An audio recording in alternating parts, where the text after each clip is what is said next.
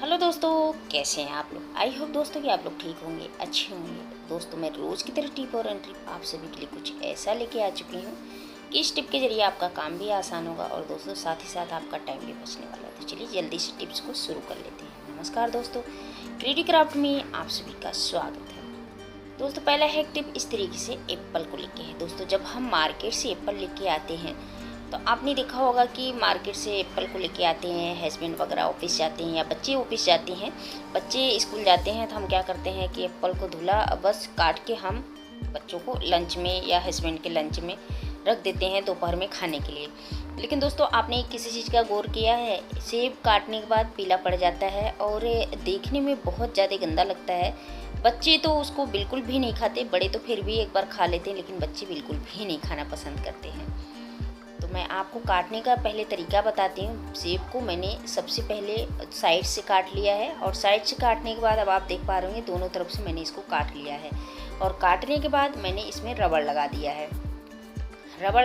अब मैं आगे की भी प्रोसेस बताऊंगी कि मुझे इसको कैसे इस्तेमाल करना है। अब एक कटोरी में मैंने पानी ले लिया है और पानी लेने के बाद मैं इसमें थोड़ा सा विनेगर डाल देती हूँ, यानी कि जो वाइट सिरका होता है वो। दोस्तों, इससे डालने से क्या होता है कि सेब अच्छी तरीके से, जैसे कि मैंने काटा है इस तरीके से काट के और ये विनेगर के पानी में अच्छी तरीके से धुल के अब हमें क्या करना है, बच्चों को जब हम देंगे ना इसको, तो आप यकीन मानिए ये सेब बिल्कुल भी नहीं काला पड़ेगा। हस्बैंड को ऑफिस भी देते हैं सेब, तो आप देखेंगे कि ये सेब बिल्कुल भी नहीं काला पड़ेगा। तो दोस्तों, इसी तरीके से आप विनेगर के पानी में सेब को डाल के दे सकते हैं। और दूसरी बात, जो मैंने कटिंग करा हुआ है, आप देखिए बच्चे बहुत इजीली तरीके से इसको निकाल सकते हैं और जो बीच वाला पार्ट है ये बिल्कुल अलग हो जाएगा। तो चाहे तो आप साबुती सेब इस तरीके से बच्चे को देंगे तो बच्चे बहुत इजीली तरीके से इसको, क्या है कि जैसे कि मैं आप कटिंग दिखा रही हूँ कि इस तरीके से मैंने काटा हुआ है और बीच वाला पार्ट होता है बिल्कुल ही अलग हो जाता है। तो दोस्तों, ये छोटा सा ट्रिक है। इस तरीके से जब हम बच्चों को एप्पल देते हैं, हस्बैंड को ऑफिस देते हैं, तो इस तरीके से, या तो फिर आप काटने के बाद विनेगर के पानी में इस तरीके से अच्छी तरीके से धुल के तभी आप फिर बच्चों को स्कूल के लिए लंच वगैरह में दें। बिल्कुल भी नहीं काढ़ा पड़ेगा, जैसा भी सही लगे सुविधा। अब देखिए, जब हम मंथली का राशन लेके आते हैं 1 किलो 2 किलो, जैसे किसी की फैमिली छोटी है तो 1 किलो में ही मंथली का राशन बहुत ज़्यादा हो जाता है और किसी की फैमिली बड़ी है तो 1 से 2 किलो 4 किलो 5 किलो मतलब मंथली का राशन पूरा ही ले आते हैं। तो होता क्या है कि जब हम राशन पे दोस्तों ध्यान नहीं देते हैं तो धीरे धीरे ये राशन क्या होता है कि इसमें कीड़े लग जाते हैं और हमारा राशन धीरे धीरे ख़राब होने लगता है।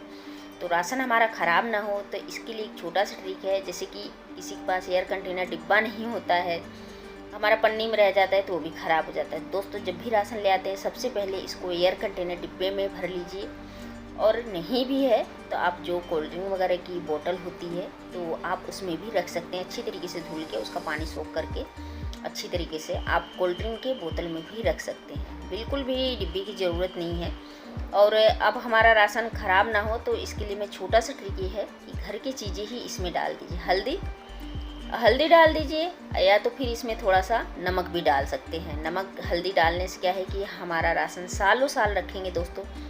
यकीन मानिए ये हमारा राशन बिल्कुल भी नहीं ख़राब होगा। और दूसरी बात दोस्तों, इसे राशन का ये जो डिब्बा है मेजरमेंट के लिए, अब आपने देखा होगा कि मैं इसमें ज़्यादातर 1 गिलास मेजरमेंट के लिए रखती हूँ। कटोरी या गिलास कोई भी चीज़ मेजरमेंट के लिए हम इसमें रखेंगे। तो इससे क्या है कि जब भी हम कोई चीज़ बनाते हैं ना, तो जैसे चावल का मेजरमेंट करते हैं या तो फिर जैसे कि ये दाल है तो दाल का भी हम मेजरमेंट करते ही हैं, नहीं तो दाल हमारा कभी कम और कभी ज़्यादा हो जाता है।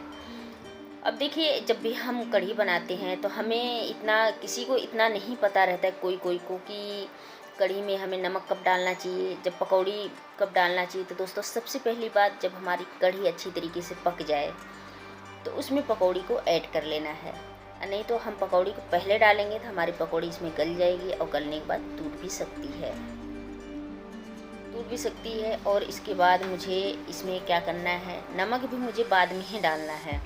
नमक भी बाद में मुझे डालना है इसलिए कि अगर हम पहले डाल देते हैं तो हमारी पकौड़ी उसी साथ बिल्कुल गल जाएगी और ख़राब भी हो सकती है। तो इसीलिए, और पानी जब हम नमक पहले ही डाल देते हैं तो कढ़ी का पानी भी जलता है, तो इस तरीके से हमारी कढ़ी में नमक भी तेज हो सकता है।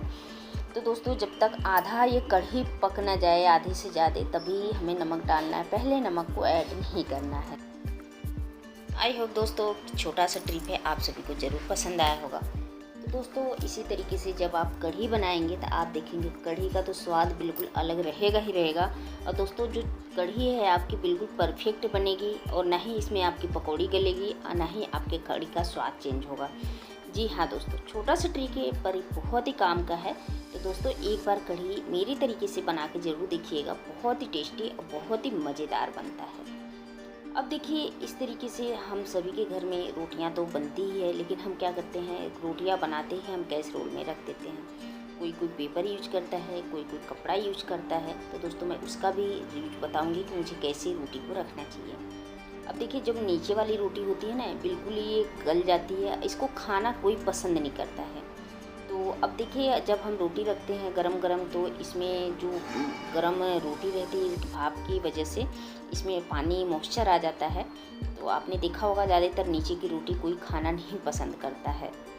तो दोस्तों या तो कोई है इस तरीके के कपड़े रखता है कैसरोल में, और कोई है कि इस तरीके से कोपियाँ जो बच्चे का यूज करा हुआ रहता है, भरी हुई रहती है, उसको यूज़ करते हैं। दोस्तों मेरा कहना है कि जो कॉपी होती है बच्चों का लिखा हुआ, तो कभी रोटी वगैरह में इस्तेमाल करना ही नहीं चाहिए। इससे क्या होता है कि आपने देखा होगा कि पेन, इंक, हर तरह के हाथ लगते रहते हैं। इससे क्या होता है कि हमारे शरीर में एंटीबायोटिक बीमारियां होती है, और हर तरह की कुछ ना कुछ मतलब रहता ही है। तो इस तरीके से जो लिखा हुआ पेपर है और अखबार है बिल्कुल भी रोटी में इस्तेमाल ना करें, और ना ही खाने पीने लंच में बच्चों के। तो दोस्तों मेरा यही कहना है, और मैं आप सभी को सबसे अच्छा रिव्यू बताऊंगी कि जब भी आप रोटी वगैरह रखते हैं तो देखिए इस तरीके का बटर पेपर आता है, ज़्यादा महंगा नहीं आता है। अगर आप एक रोल ये बटर पेपर ले लेंगे तो आप देखेंगे आपका सालों साल चलेगा। जी हाँ, ये बिल्कुल फ्रेश है, अब बिल्कुल भी इससे कोई भी हमारे शरीर में एंटीबायोटिक बीमारियां नहीं होगी।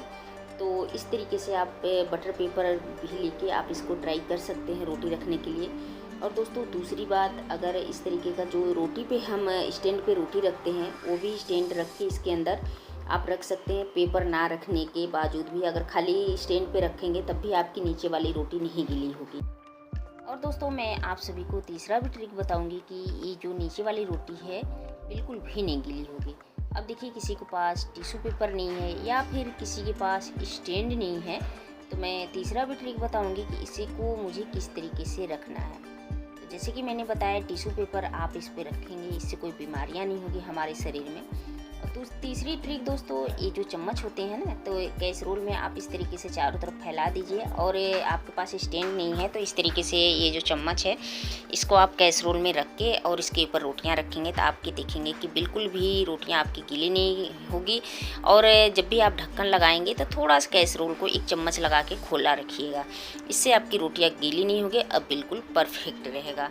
तो दोस्तों मैंने 2 से 3 ट्रिक बताया है, इनमें से कौन सा ट्रिक आप सभी को रोटी रखने का पसंद आया है? अगर इनमें से कोई सा भी ट्रिक पसंद आता है वीडियो को लाइक कर दीजिएगा, चैनल पहली बार सब्सक्राइब भी ज़रूर कर लीजिएगा।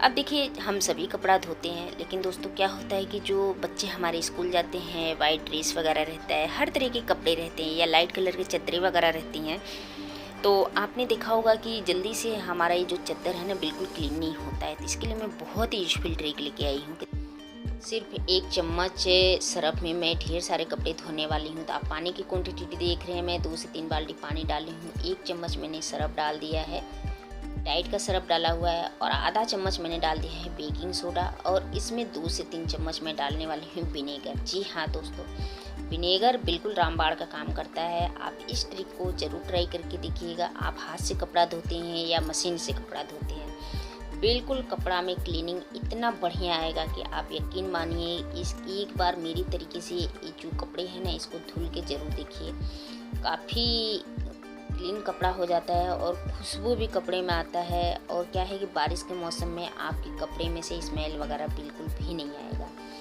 तो आप देख पा रहे होंगे मैंने 2 से 3 चद्दर इसमें डाला हुआ है, डबल बेड का है।